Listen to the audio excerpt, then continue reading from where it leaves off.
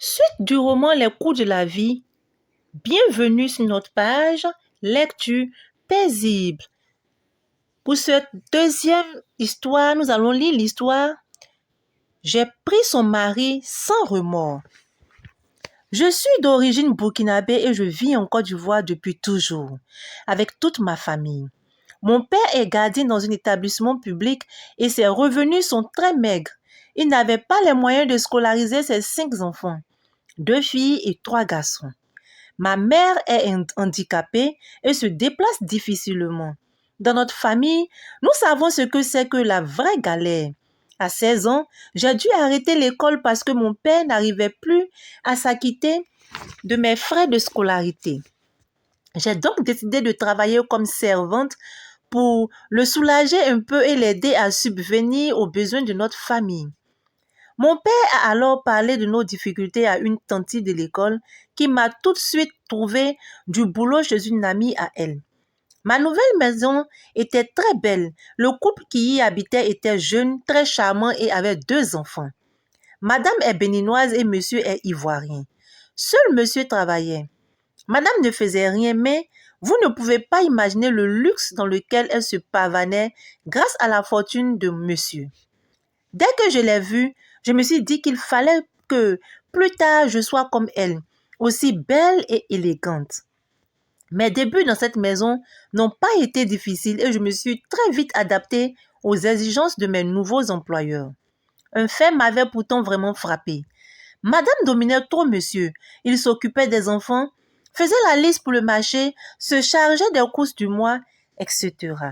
Enfin, tout ce qui pour moi devrait être fait par madame, c'était monsieur qui s'en chargeait. En plus de tout cela, elle ne restait jamais à la maison. Les copines par-ci, les cérémonies grandioses par-là. Elle sortait toujours seule, sans son époux qui gardait la maison en son absence.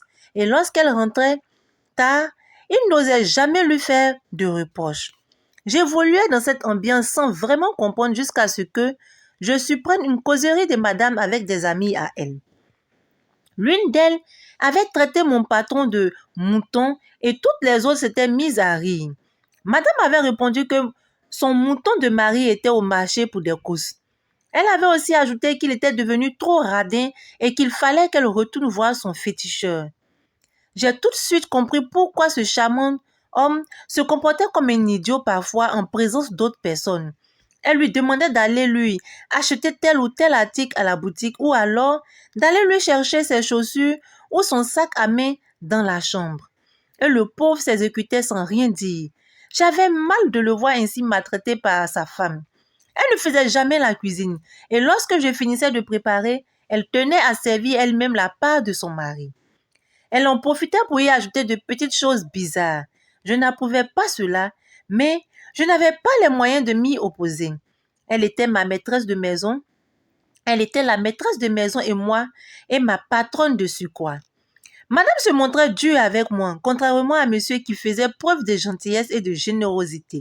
Aussi, ai-je décidé à son insu de l'aider à être délivré de l'envoûtement dont il était la victime innocente.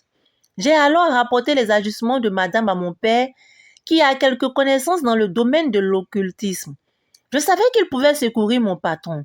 Il m'a remis une poudre à mettre dans son repas pour le désenvoûter. J'avais à peine commencé le traitement que mon patron devint lucide et prit donc conscience de l'état d'humiliation dans lequel sa femme le tenait.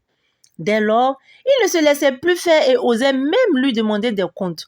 Il ne lui confiait plus son salaire, lui opposait un refus catégorique et ne satisfaisait plus aucun de ses caprices. Bref, monsieur était redevenu un homme normal. Ma patronne, quant à elle, devint méconnaissable, toujours hystérique parce qu'elle n'arrivait plus à soutirer de l'argent à son mouton. J'étais fière de ce que j'avais fait.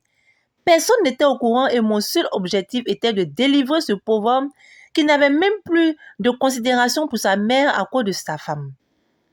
Quelques semaines après ce grand changement, madame est allée faire un tour dans son pays. Le jour de son retour, mon patron était absent. Sitôt ses bagages déposés, elle a commencé à faire des incantations depuis le salon jusqu'à sa chambre à coucher. Après cela, elle a pris un bain qui dura 2 heures au moins. Lorsqu'elle est revenue au salon, je ne pouvais pas moi-même résister à son charme. Elle était divine. Elle s'installa dans son fauteuil préféré et attendit le retour de monsieur.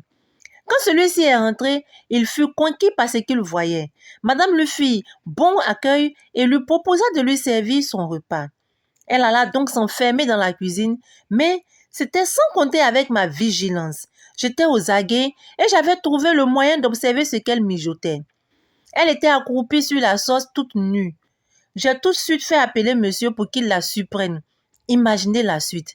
Aujourd'hui, je ne saurais vous dire si c'est par reconnaissance ou par amour, mais monsieur m'a épousée. Ici s'achève notre deuxième histoire. Waouh! Monsieur m'a épousée. Je ne sais pas si c'est par reconnaissance ou par amour. J'espère pour elle que c'est vraiment par amour.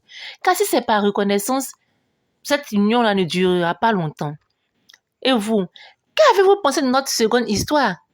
Likez abondamment la vidéo, partagez surtout et n'oubliez pas de faire des commentaires pour nous dire ce que vous pensez de cette histoire.